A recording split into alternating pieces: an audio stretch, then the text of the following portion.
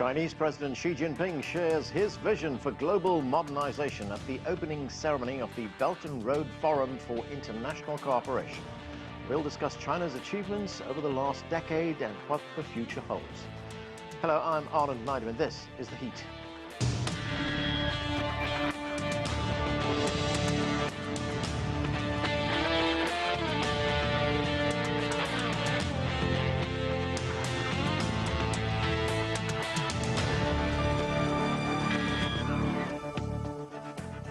Over the last 10 years, China's Belt and Road Initiative has brought high-quality infrastructure to Africa, Asia and Latin America and parts of Europe. It's spearheaded over 3,000 projects worth close to $1 trillion of investment. On Wednesday, Chinese President Xi Jinping delivered a keynote speech at the opening ceremony of the third Belt and Road Forum for International Cooperation. In his speech, President Xi pledged that China is opening its doors even wider to the world. We begin with this report from CGTN's Zhao Yunfei in Beijing.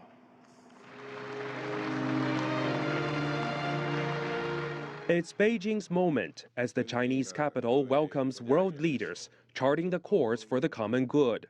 Chinese President Xi Jinping shared his vision of cooperation between countries under the Belt and Road framework. We have learned that humankind is a community with a shared future.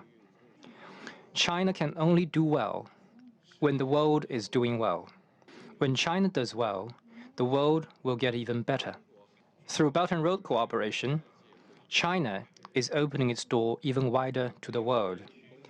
An additional 80 billion yuan will be injected into the Silk Road Fund. Together, they will support BRI projects on the basis of market and business operation.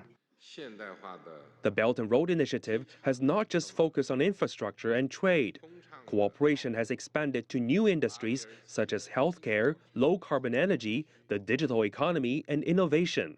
The meeting hall is flanked by the flags of participating countries. Through the Belt and Road Initiative, China's friend circle has become larger, and the initiative has brought a new path for the world to realize modernization. The modernization we are pursuing is not for China alone, but for all developing countries through our joint efforts. Global modernization should be pursued to enhance peaceful development and mutually beneficial cooperation, and bring prosperity to all. The Chinese president first announced the initiative during official visits to Kazakhstan and Indonesia in 2013. A decade of endeavor has left tangible outcomes. China has signed over 230 cooperation documents with more than 150 countries and 30 international organizations. Without infrastructure, including infrastructure, there can be no development. And without development support, many developing countries will be starved of the infrastructure they desperately need. Infrastructure is the foundation of everyday life for people and economies. There is no exaggeration in saying that the BRI has injected new vitality into the ancient Silk Road. So the BRI, put forth by China, is a mega cooperation project in the 21st century. In the next 3 years, we plan to build 1,300 kilometres of railway, and we'll open the third cross-border railway along our border with China and establish new land ports. The chair's statement from this year's summit captures the consensus among participants and lays out the future direction of cooperation.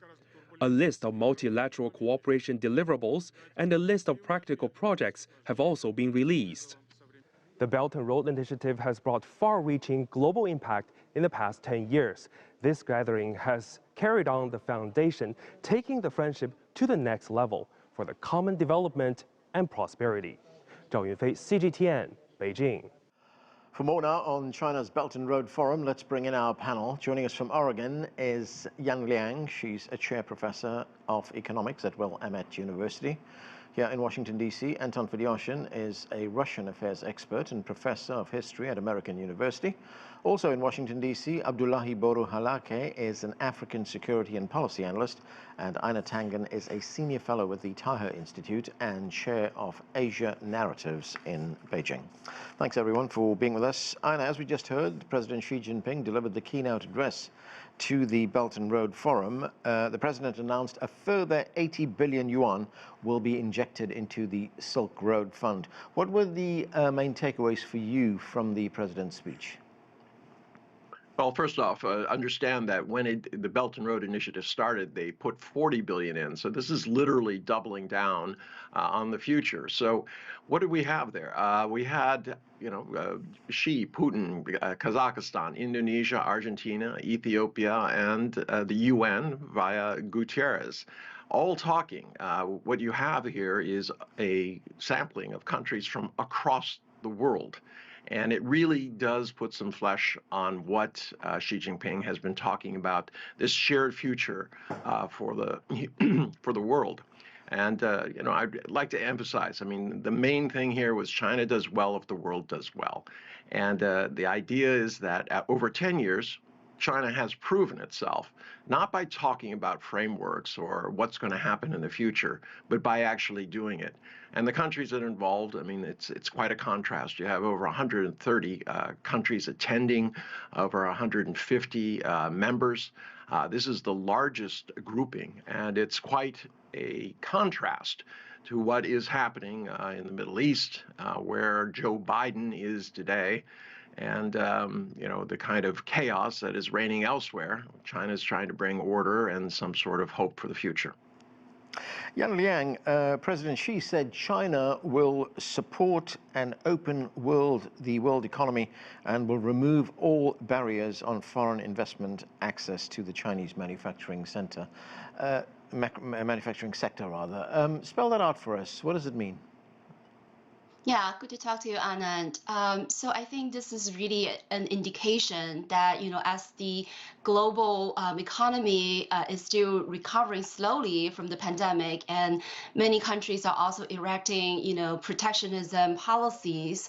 According to the IMF, there was 3,000 protectionist policies this year compared to just 1,000 in 2019. So against this backdrop, I think it's very important for President Xi to announce that, China is going to remain this kind of high-level opening to the rest of the world.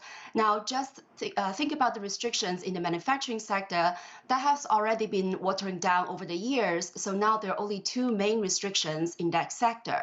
But still, I think this announcement is very important in signaling that China really welcomes the rest of the world to invest in this very highly competitive manufacturing sector, as China is going to upgrade and trying to engage in the so-called smart, intelligent manufacturing. So I think, when you look at it, China's high-tech manufacturing is growing at a rapid rate of 25% in the first 7 months of this year. And we also see a lot of foreign direct investment entering the high-tech sector in the past 2 years at an average growth rate of 18.9% per year. So I think, again, this just shows that China is firmly embracing the high-level opening and welcome the rest of the world to join China in upgrading manufacturing and pushing the next level of manufacturing. And China would also benefit from the competition and also exchanges of ideas and technologies. So it's really a win-win cooperation. Anton, the Russian President, Vladimir Putin, he is also among several world leaders at this very high-profile forum. Let's listen to part of President Putin's address to the forum. I agree with the president of the PRC that the Chinese One Belt, One Road idea falls logically within multilateral efforts to strengthen creative and constructive interaction at the scale of the whole international community. So, Anton, if we look at one of the main projects, one of the signature projects, joint projects between China and Russia, it involves the construction of the Moscow-Kazan railway. But what has Belt and Road on this 10th anniversary meant for Russia? It means an alternate form of economic, geopolitical integration for the Russians. And it means an integration that the Russians have actually, almost consciously, I would say, had been ignoring over the past 30 years in the post-Soviet period. After the Soviet Union collapsed, starting with Boris Yeltsin, Russia sort of threw itself into Western integration at the expense of the rest of the world, at the expense of its other neighbors in Eurasia. And by the way, Vladimir Putin started his tenure as president continuing that policy. It wasn't until his third term, beginning in 2012, that things really started to change. And so the Russians are essentially diversifying and balancing their portfolio, which, by the way, as a Eurasian state, they should have really done long ago. But they are now moving with warp speed, thanks to the Chinese actually spearheading this project with their much greater economic and demographic resources. But what the Russians are giving the Chinese and the rest of Eurasia and the rest of the world is an enormous amount of natural resources and the potential for technological know-how that their earlier integration with the West had actually retarded to a certain degree because they imported all of their technology from elsewhere. Now they're looking to diversify with the help of the Chinese and of the other Asian states. We'll see how it works. But what we heard from Putin is actually something that we've been hearing from him over the past 10 years, roughly, which is the absolute necessity for Russia to integrate with the rest of the huge continent of which it is part. And Anton, what about the optics of this gathering? You know, Einar Tangen just touched on that a moment ago. This is a very high-level gathering.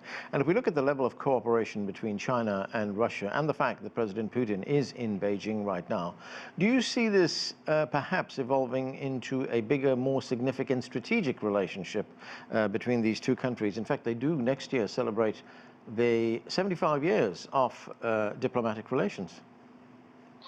Anand, I think this is a manifestation of an important strategic relationship that already exists. The fact that Vladimir Putin was the second to speak at the plenary session after President Xi was already a huge honor for him to be put second after the host, who, of course, by diplomatic protocol and by human protocol, always speaks first. So this is a manifestation of a process that is already developing. And Vladimir Putin had multiple meetings with leaders from all over Asia, Thailand, Laos, Vietnam, Mongolia. The Russians are currently with the Chinese working on a pipeline that will run through Mongolia into eastern China, in addition to the railroad that you referred to, which runs from Moscow to Kazan, which is southeast of the Russian capital. In other words, not towards Europe, but towards Asia. So the integration is well ahead, and I see this forum, as I see the meetings of the BRICS and the Shanghai Cooperation Organization, as one data point, yet another, I should say, data point on a trajectory that points towards multilateralism. Abdullahi, the Ethiopian Prime Minister Abiy Ahmed is also at the forum and he addressed the gathering. Let's listen to him. The BRI, which is a laudable ambition to connect Asia, Europe, and Africa, is a significant international cooperation initiative anchored in the principles of collective progress. So the Prime Minister there, Abdullahi, also praised China's achievements. Ethiopia will become a full member of BRICS in January of next year.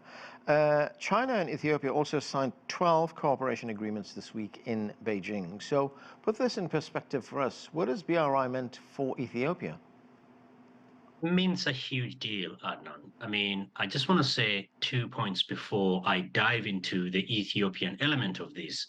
Number one, I think the world as we know it, where, Western countries are the center and the rest of the world is periphery, that world is slowly, getting out of the way.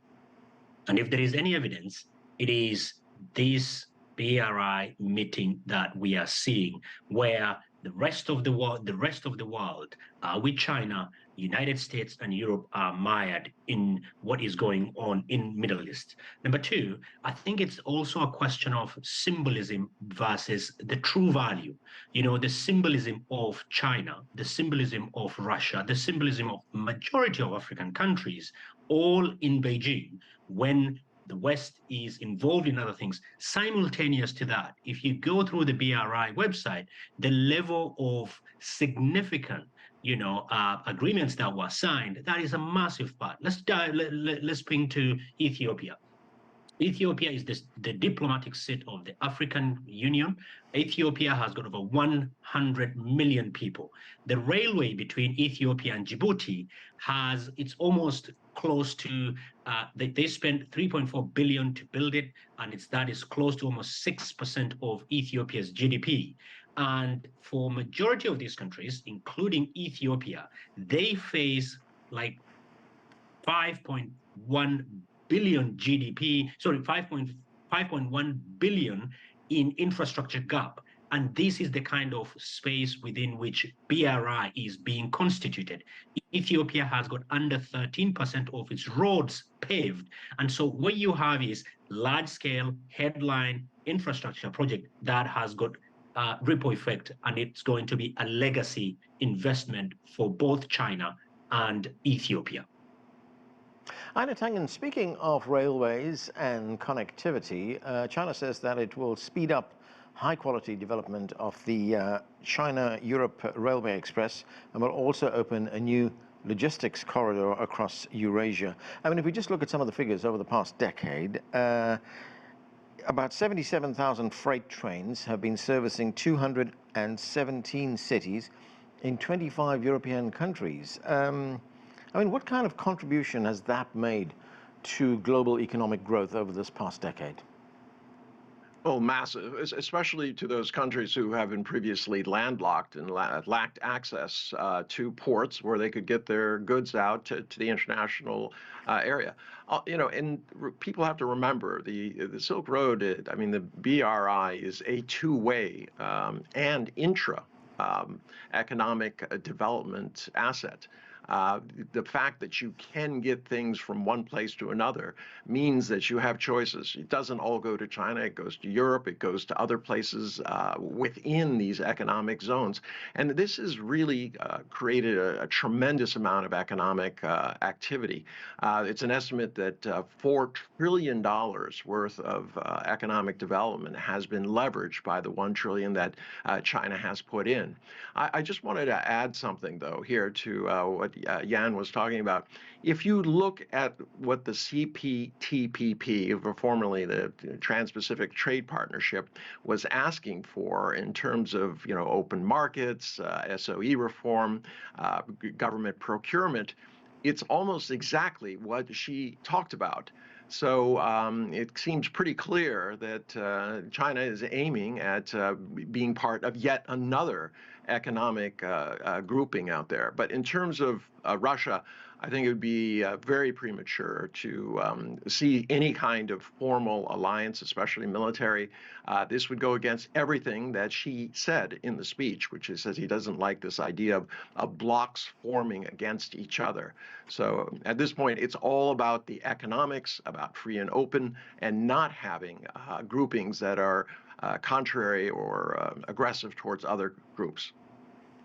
Liang, of course, this was not just a gathering of states talking to each other. There were also hundreds of business representatives from 82 countries in Beijing, and the Vice Premier, He Lifeng, he addressed hundreds of those business representatives. The Vice Premier said China will prioritize high-tech and new energy. What does that mean? Right. So I think what that means is that the priorities and the really driving force for the future for development lies in these two areas. One is renewable or green energies, and second is high tech. So I think this is very clear that all countries need to prioritize, giving the limiting, sort of capacity to continue to invest or to borrow. And I think those are the two areas that China would focus on. And I think China has already been doing a lot of these, in addition to, the flagship kind of infrastructure projects. And again, this is very important. For example, to strengthen the Silk Road commerce platform that would really, again, help to boost digital trade and help to improve trade and investment.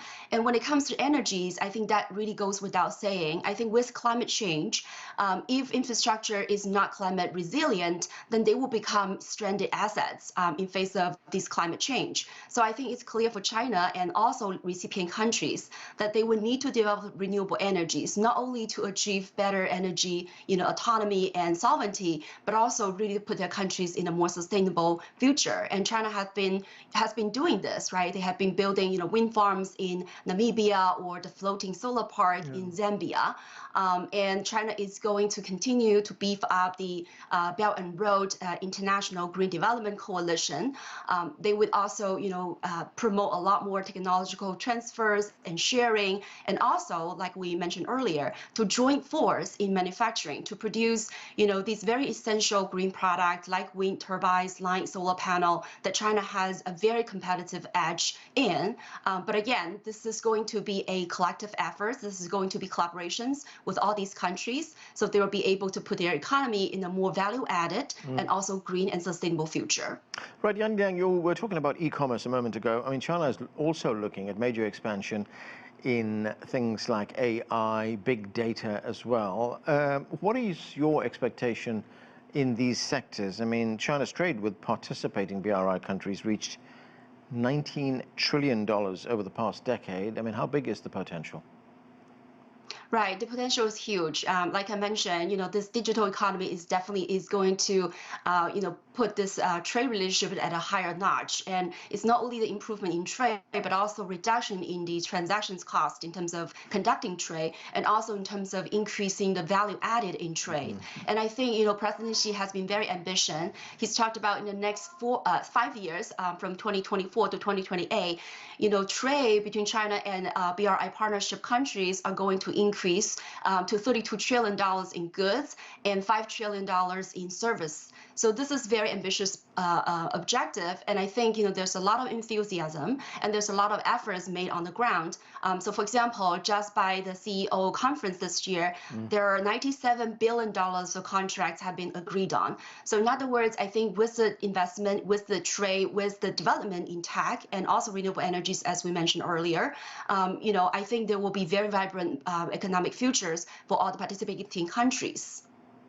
Anton, the president of Kazakhstan, he's also at the forum, and he was talking about major communications infrastructure development, including the construction of 1,300 kilometers of new railway tracks over the next 3 years. Our reporter talked about that at the beginning of the show. But what will that do for Kazakhstan?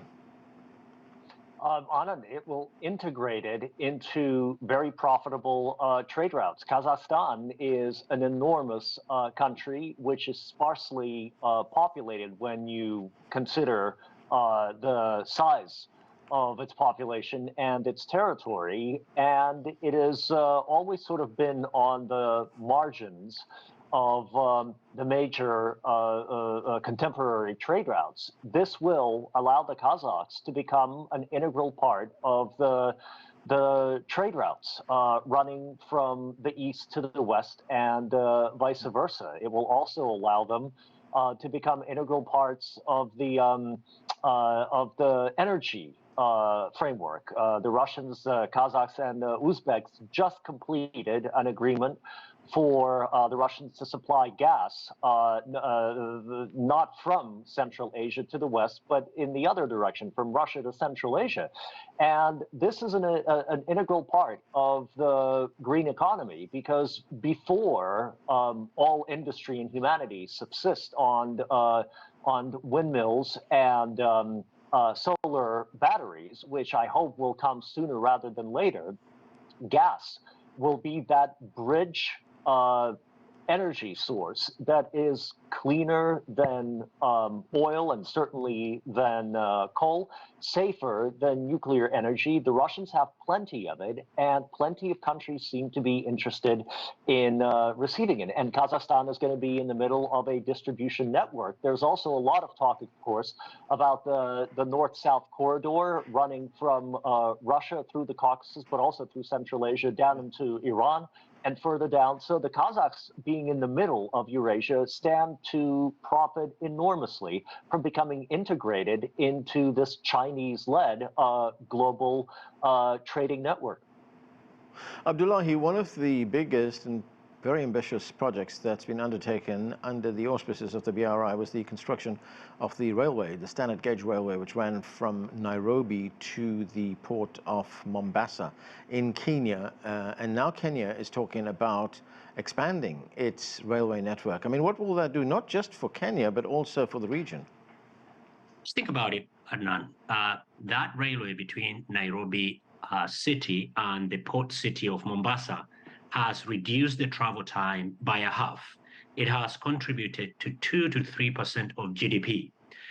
The expansion of SGR to other parts of the country means tripling it. That means you're not talking about 2, but you're talking about 6, 9% GDP figures. And the area and the regions that it is expanding to, it is, for instance, on the western part of the country to Kisumu, which then links it up with Uganda. On the other side, it is connecting the northern part of the country, which means it could easily connect Ethiopia, South Sudan, as well as Somalia. The potential is enormous. I think beyond just, the hardcore, large-scale infrastructure project, what this presents to the countries, to the regions, to some of these institutions, is an alternative pathway that is not necessarily linked to London, Brussels, and Washington. And I think that is the fundamental paradigm shift that BRI presents beyond the hard figures that it presents in terms of economic development. Never mind, this region that we are talking about is a region in the eastern part of the country, so the continent, which means it can link the Atlantic Ocean to the Indian Ocean, and on the other side to the Red Sea. Right. Abdullahi, very quickly, I've got less than a minute actually. The United Nations Secretary General, we heard from him at the beginning of the show, and he is attending the forum as well. When we look at the BRI and its projects and its goals, how does it align with the core principles and goals of the UN Sustainable Development Goals? It enhances UN Sustainable Development Goals. If you look at UN Sustainable Development Goals and BRI, or you can superimpose one on the other, it complements. So it's another opportunity for some of these countries to mutually benefit from trying to implement BRI versus SGD. So it's not a competition, rather it is complementary. Okay, that's where we have to leave it. Thank you to all of you for being with us. And that is it for this edition of The Heat. I'm Arlen Naidu in Washington, D.C.